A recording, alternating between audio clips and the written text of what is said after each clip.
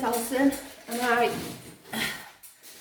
I did this resin MDF board long time ago, and I didn't like it. Well, it's not that I didn't like it, I did it, and then when I put a second coat on it overnight, it cured, and the radiators went off in the room that I used to paint in. It got Armine, I don't know how you pronounce it, Armine blush, whereas it's not shiny, it's like got a matte finish on it, and it's got one shiny blob. So I'm trying to resurrect it. I've put some little Posca pens and some glitter lines on it, but what I'm going to do is I'm going to add some little mirrored glass chippings. There's silver, I've got some black ones, and I'm going to try and I'm going to use a little bit of the black mica powder, and I've got some fine glitter, and I'm just going to try and bling it up but not go too far. So the first thing I do when I start something like this is I tape off the back, because if you can see there, I don't know if you can see, there's lots of resin forms drips along the edges. Sorry, the sun is shining in on me. So you don't really want, if this is to lay flat on a wall or on a table or something, those drips would stop that from happening. So you need to tape it off, and then when you're all done, you just heat the tape up and it peels off, and all the drips come off with it as well. Another important thing with resin is it needs to be, whatever you're working on, it needs to be completely level. If it's out, it will just all run off one side, and your piece will just be ruined. So it's level there, it's level there, level, level. Happy with that. So I'm just going to have a drink of tea. The resin that I use at the minute is Dipoxy from Germany. It's quite reasonably priced.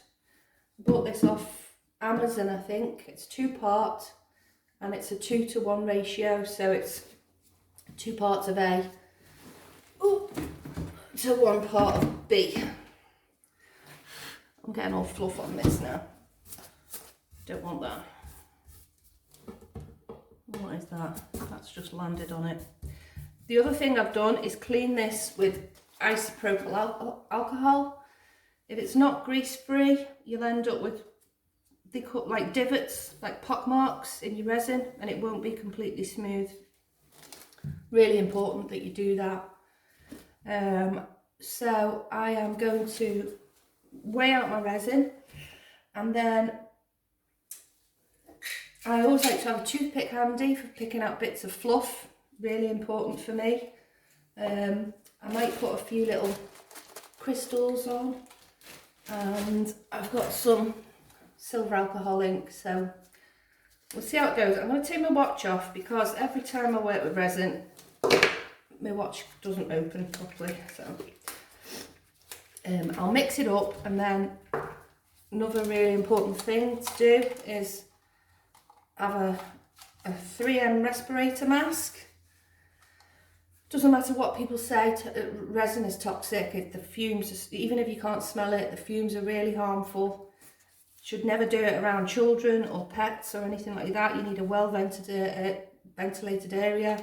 This mask is really good for me, because I put it on my face and I press these, and it forms like a suction bond to my face, and if there's any air gaps, it makes a noise, and I can feel the air blowing, so I know I'm breathing in the fumes. You'll hear me doing that in a minute. I'll pull my sleeves down because, again, I don't want any resin touching my skin, and we'll go for it. I don't really know how much to go for. I kind of guess these things, and I shouldn't do, but I do. Right, we'll start anyway.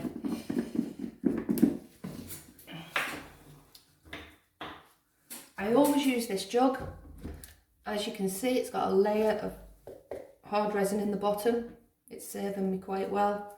it just cures on the bottom and I reuse it again. Right, I'm going to go for, let me think, that's 160 grams, 160. I'm not that great at maths. I'll go for 160, 30, so I need 80, don't I, of the other one. I can't believe I just didn't get that right. I've got a degree, you wouldn't believe I couldn't work out half of 160. Oh my god. Okay, so we need another 80. Set that back to 0. And then I want 80.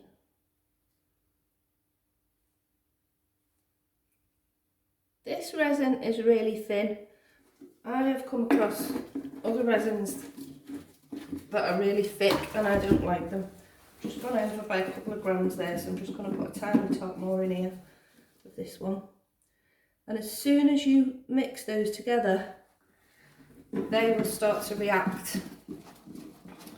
You need to mix it, you'll see me mixing it, you need to mix it for maybe 3 to 4 minutes until sometimes they go clear, but you need to scrape the sides and the bottom, scrape your stick. You need to make sure it's absolutely, completely, totally mixed together or it might not cure. So I am going to put my mask on and crack on.